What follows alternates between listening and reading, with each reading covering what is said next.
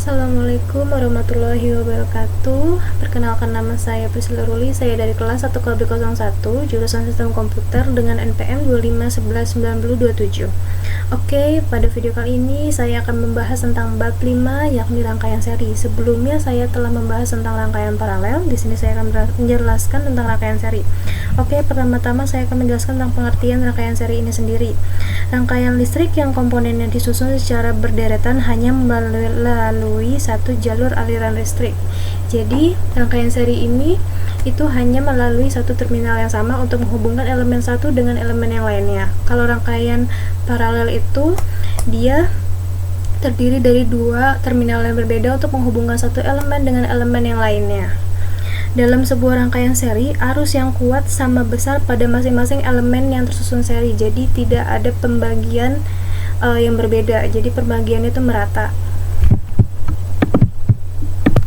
Oke, saya akan menjelaskan tentang definisi dari rangkaian seri menurut modul. Jadi, dua buah elemen berada dalam susunan seri jika mereka hanya memiliki sebuah titik utama yang tidak terhubung menuju elemen pembawa arus pada suatu jaringan. Jadi, yang tadi saya bilang, jadi dia itu hanya terhubung melalui satu terminal saja.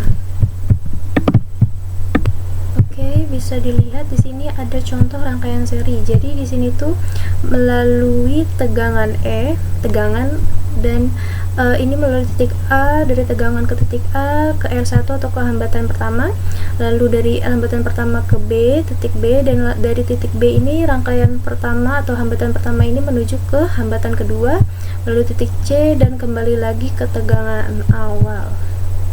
Dan di sini juga ada dia titik temunya itu di titik B dari R1, R3, dan R2.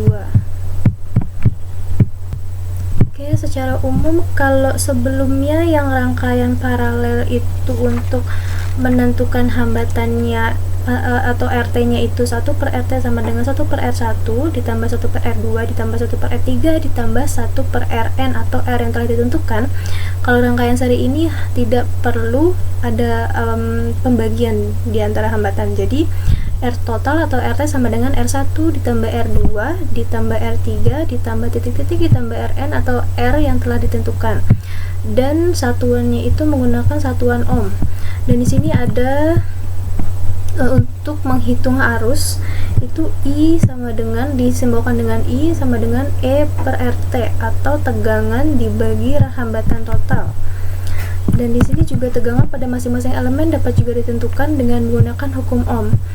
Kalau yang kalau arus itu tadi satuannya ampere, kalau tegangan itu satuannya juga ampere kok. Oh, tegangan itu satuannya volt.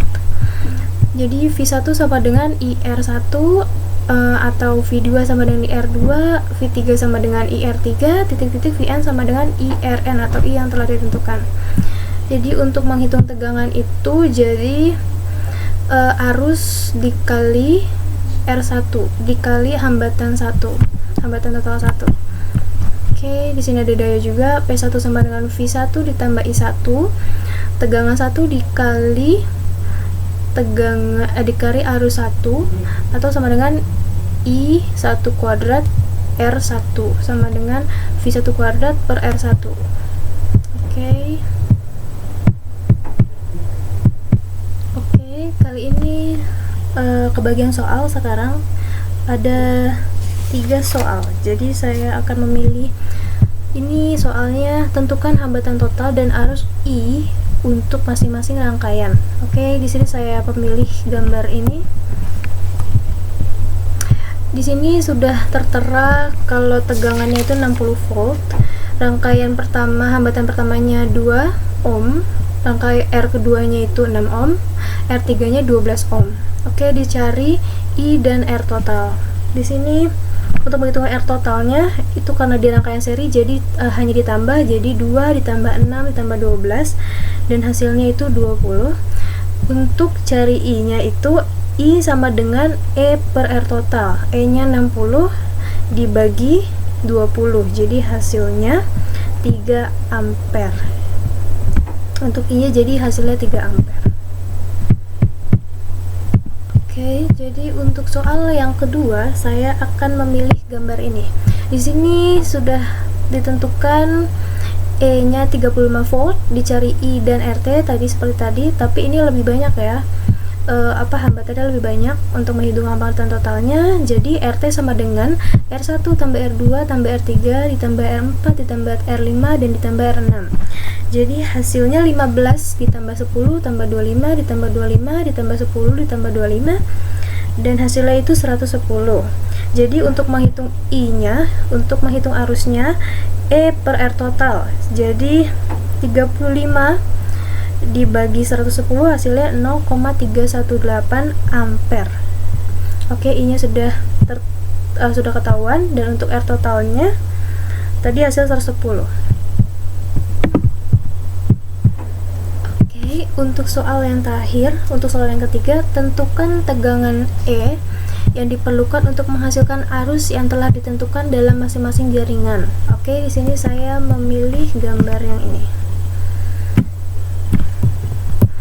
Oke, jadi di sini ada tegangannya belum diketahui, ada I-nya arusnya 4 miliampere, 60 ohm, 1,2 kilo ohm, 2,74 kilo ohm. Nah, di sini tuh yang paling menariknya itu harus diubah dulu. Jadi karena hambatan itu satuannya ohm, jadi dari kilo ohm harus diubah menjadi ohm terlebih dahulu, dan ini miliampere harus diubah jadi ampere terlebih dahulu. Oke, jadi untuk I-nya karena dia 4 miliampere, jadi dikonversi jadi 0,004 ampere. Untuk ini 1,2 kilo ohm jadi 1200 ohm, dan 2,74 kilo ohm dijadiin ohm itu 2740 ohm. Ini sudah diubah dan ini sudah diubah, jadi kita langsung masukkan ke rumus. Jadi RT kita hitung hambatannya dulu, karena kalau untuk menghitung E itu rumusnya I RT, I dikali R total atau arus dikali R total. Jadi harus dijumlahkan dulu untuk menjadi hambatan total. 60 ditambah 1200 ditambah 2740 hasilnya 4000 ohm. Jadi dikali sama 0,004 ampere, hasilnya 16 volt. Jadi E sama dengan 16 volt. Terima kasih sudah mendengarkan video saya dan melihat video saya, semoga bermanfaat. Wassalamualaikum warahmatullahi wabarakatuh.